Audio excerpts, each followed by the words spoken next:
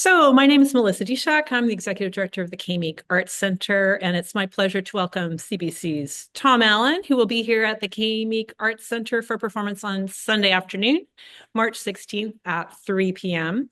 And that's the fourth concert in our Resonate series. I'm really looking forward to having you here, Tom, and welcome to this digital pre-concert talk. Thanks for joining us. Thank you, Melissa. Nice to see you. Nice to see you too. So of course you are currently the host of the very popular program that I have on all the time when I'm working from home, About Time on CBC Radio 2. You are in CBC right now, are you not? I am, yes, but don't tell anybody. Okay, we won't tell anyone. I was looking on the CBC website and I was amazed to see that they are claiming you're entering your fourth decade on CBC. Is that Yeah, that's true. I mean, it's a little deceptive. I haven't been here for 40 years. My very first, it's right about now. It was March 20th, 1991, the first time I stepped into a recording studio at CBC. So it's more than 30 years ago. So, wow. Well, yeah. congratulations. Now, thank you. It's I feel really, really lucky because it's telling stories about music and being involved with music is what I want to do anyway. And I was very lucky to stumble into a way to do that. So that's actually what I wanted to talk to you about first. I remember you from your Great Lakes Brass Quintet day. Wow, my I'm goodness. sure you don't remember this, but I played in an orchestra and you guys were the solo. Don't ask me which orchestra, don't ask me when, but I definitely have done a gig with you. And I know Wow. I know you're a fine trombone player, but how did you get into how did this storytelling thing happen? It sounds like it's something that's really important to you and you've been doing it all this time. So how did those two things kind of grow up together? Well, it's very interesting that you mentioned the Great Lakes Brass because that was a brass quintet that formed in 1984 when I was with the National Youth Orchestra, and we stayed together for quite a long time. I stayed until I was in the quintet until just before I got the job here, as I mentioned, in '91. So it was a really formative time for me. Brass quintets, brass players cannot play for a great long time without having a rest. The muscular demands on the chops. Violin players get tired too. I don't want to imply otherwise, but there is a kind of a fatigue that means you just can't play anymore after you've been playing for, well, not very long, 5-6 minutes maybe. So brass quintets develop ways of masking that usually with onstage patter. Famously, the Canadian brass is very funny. So the idea of storytelling was kind of necessary. And it's something that I came to very naturally. Both my grandfathers were preachers. My sister is a preacher. It's something that's in our family. So storytelling, and my dad was a great raconteur as well. So the idea of telling a story and enjoying that became to present itself to me as the thing that I love to do anyway. So it was a pretty natural switch for me. Oh, that's great. Okay, and the program you're bringing to the Meek is the Wait a story. minute, hold on, wait a minute. Oh, sorry. What instrument did you play? I thought I was going to get away with that. No way.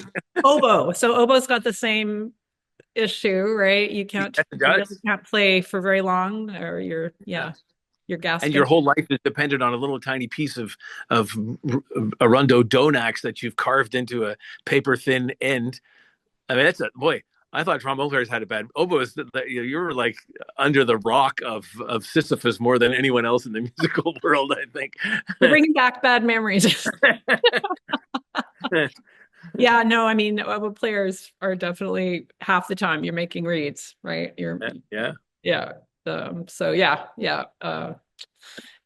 and including in rehearsals and hopefully not concerts, but it's been known to happen. Well, yeah, I mean, it's so the show includes a harpist who's my beloved Laurie Gemmell. We do these shows together. The joke about the harp is the harpist spends half of their life tuning the harp and the other half playing out of tune, which is, isn't quite true. Laurie's really good at as any professional harpist has to be at fixing tuning as she goes. But the same is true with the oboe. Like you just gotta somehow make it work, and that's what we end up doing. We end up being able to, and the truth is. The classical music culture tends to produce a kind of a feeling of perfectionism that, that if there's something that doesn't happen the way it's planned, that it's a disaster. And my experience, especially around stories, is the opposite. When something happens in a way that wasn't planned, it's better. The show is better. It's more fun. People have to think differently. They have to respond. They have to be in it. And, we've done this show all over the country now. It'll be close to 50 times by the time we get to K-Meek. And it's a really, it's different every time because there's different people joining us.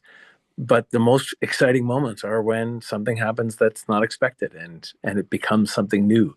So, there's something to be said for that. Wow. Well, that's very tantalizing. What will be new at the K-Meek? Who knows? Yeah, that'll be fun. Yeah.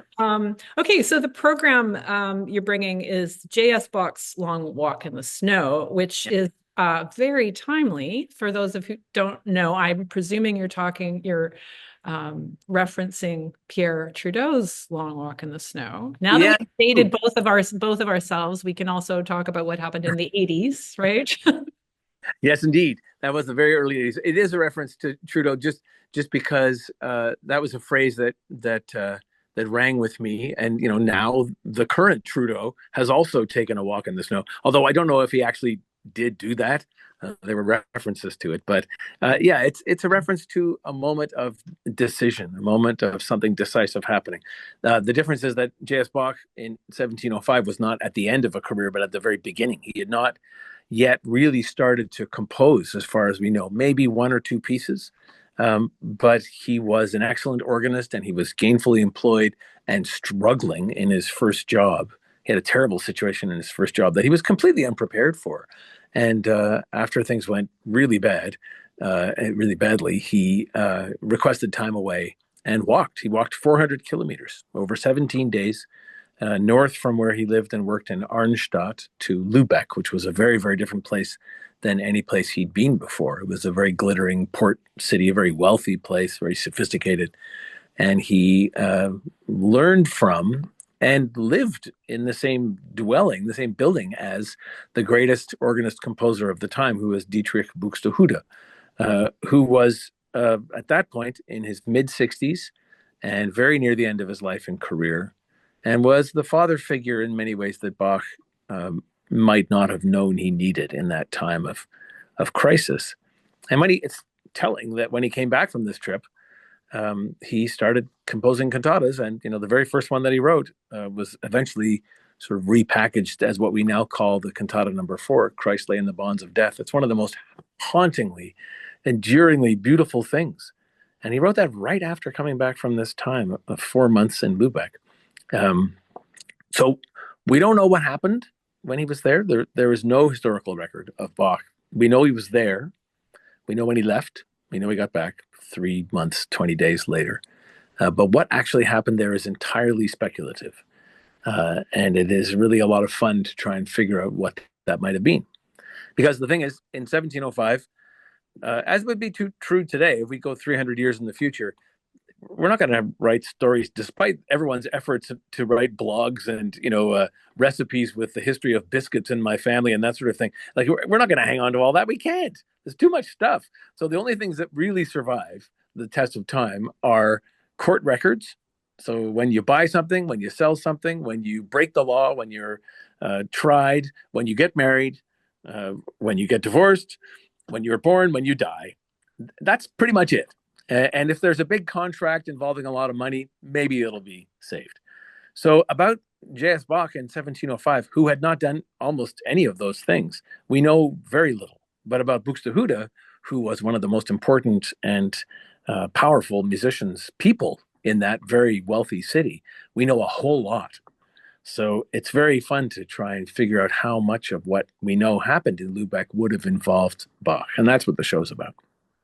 So much fun. So there are a couple of things. So first of all, I think Bach left the job he was at, but he just had a 4-week leave. Is that? Yeah.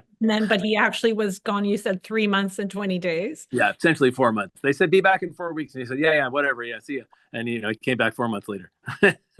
And also what I thought was fun is that you mentioned that he, or somewhere I was reading, he was a hothead. That's how you describe him. Bach Totally. was a bit of a Yeah. hothead and got into some trouble. I don't think that's the way people think of J.S. Bach, listen to the cantatas, etc. Yeah. I think they No, think he of was he Godhead. was definitely short-tempered and impatient, and um, he came from a huge and brilliant musical family. There were at least 50 Bachs of various extensions around his family in that one particular area of Thuringia, that province of what we now call Germany. It's very interesting why that time and place was able to nurture this dynasty of musicians. But it was such a legacy of music that in that part of the world at that time, people used the word Bach interchangeably with organist. They would say, "We have a new Bach at our church," because they were all Bachs. In fact, the guy that subbed for him when he left for 4 months was a Bach. It was one of his second cousins. So, he had grown up in an environment where musical excellence was not even expected. It was just all he knew. And then he got this job where he had to try and teach a group of university students who already had a bad reputation before he got there, and he was completely out of his depth. He knew nothing about managing people that weren't already brilliant, and he was impatient and frustrated, and it was quite a learning experience for him to realize that not everyone in the world came from a family like his, and that's a great deal of what this coming of age was about. Yeah, that's interesting too, the coming of age, because what age exactly he was, must have been around 20, I guess, Yeah, 1920, he was 18. 1705. He was 18 when he started the job. And then it was a little more than 2 years into that. So he was 20 when he left. I was thinking about that age. That age is really a pivotal moment for all of, still, that is one thing that we can agree on, 18, 19, 20. So I was wondering, in that fork in the road, like it's a different age group than, the Trudeaus, but there is that similar sense of maybe you're at a point where you need to make a decision about which fork to take, which direction do I go? Yeah, yeah, And for I'm sure. wondering if there was something in that for you that, that did that speak to you, that fork in the road, either personally or maybe you have children, I know, is that something you thought of? I think so. I wasn't conscious of that so much, but for sure, the time that we already talked about, where I, had to face the truth that I probably wasn't going to be a trombone player for my sole living for the rest of my life, sole living such as it was. Not, I was. The truth is, when I survived as a trombone player, I was mostly a legal temp and a cook in Mexican restaurants and stuff like that. So, I had to make a decision around that, and that's a similar choice. So yeah, I suppose that's true. I wasn't conscious of that as a motivation, but it's definitely there. My conscious awareness was just possibilities, and there is a kind of a tantalizing romance about this story too, because Buxtehude had three daughters. The eldest was unmarried; she was 30, and there is quite a bit written historically about his Buxtehude placed a condition on the job, which was not unusual at the time, that whoever took over his position as organist and manager of St. Mary's, which was a very, very powerful, very important job, whoever took over would marry his eldest daughter. That was part of the deal.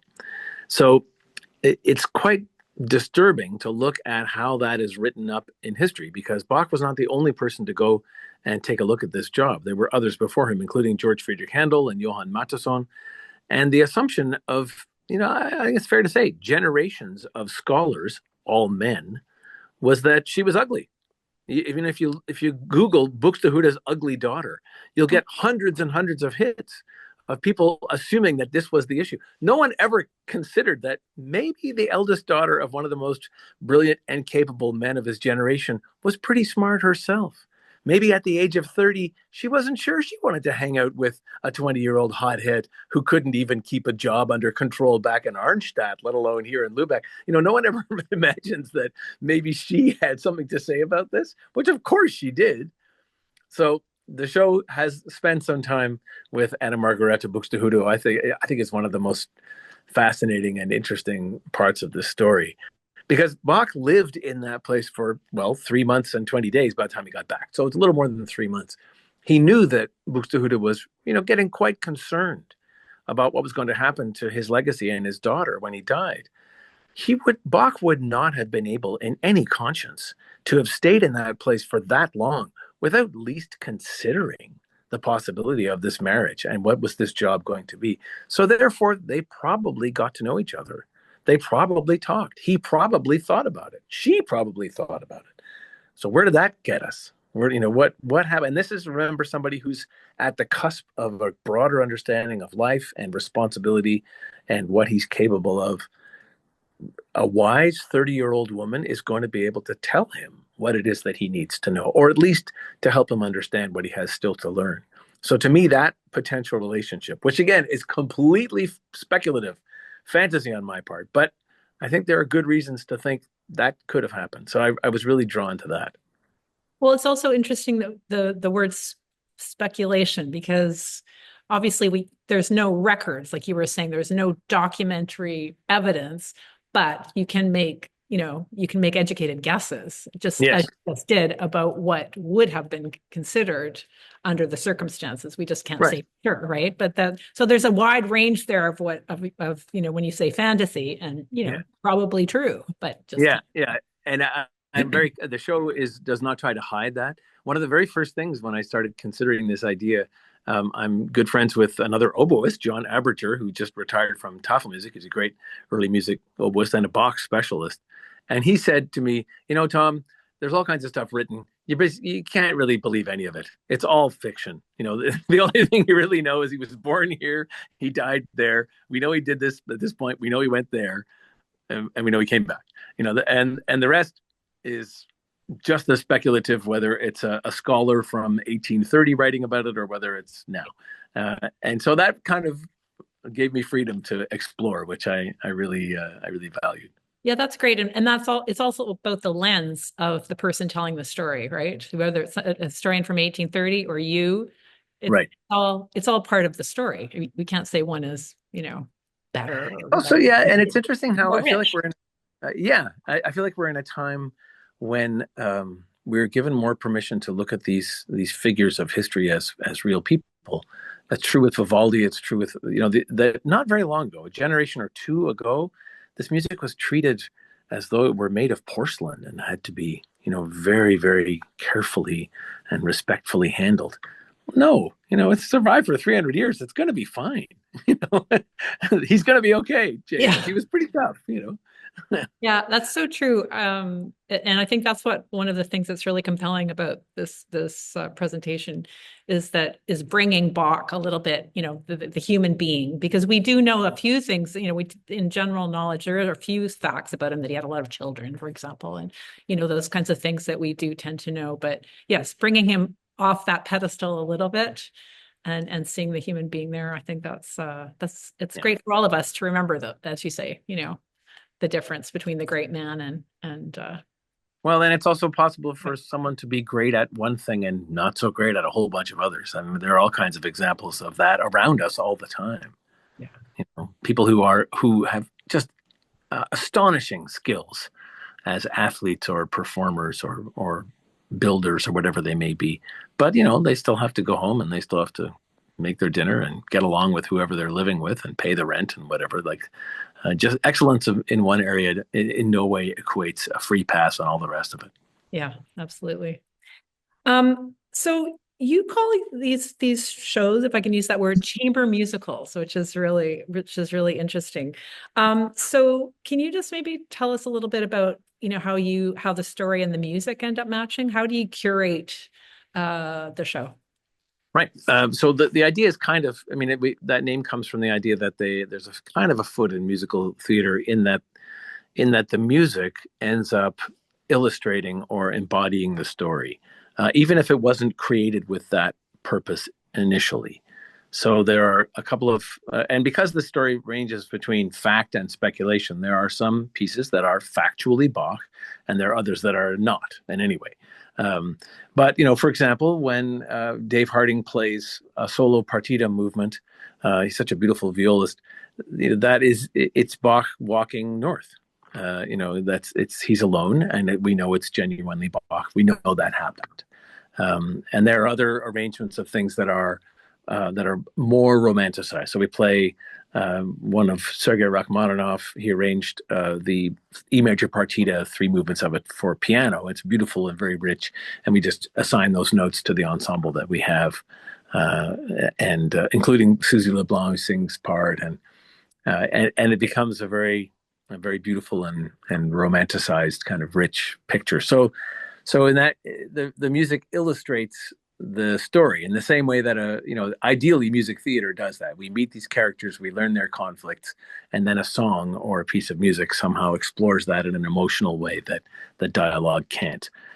So that's where that notion comes from. And since it's not musical theater, it's chamber music. That's why we call them chamber musicals. And Laurie and I have created a whole bunch of these over the years. Yeah, that's great. You mentioned some of the musicians that are going to be performing. So maybe you can just say a little bit about Susie LeBlanc, is of course a very well-known soprano, had a big career across the world, but she's in Vancouver now. Yes.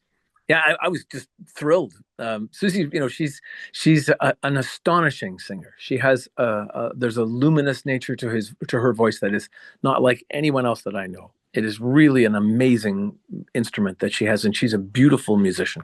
And she's also really busy as the Yeah. executive director of Early Music Vancouver. So when I first called her, this makes me laugh. When I first called her, and we know each other a little bit from some things in the past, when she released an album and I helped to introduce it. But still, I called her, telling her about this show. And for the first little while on the phone, she was thinking that I was asking her to recommend somebody else. I mean, no, I want you, nobody ever asked me to sing anymore. And I'm like, so, she's just a treasure. And I'm so thrilled that she's going to be part of it.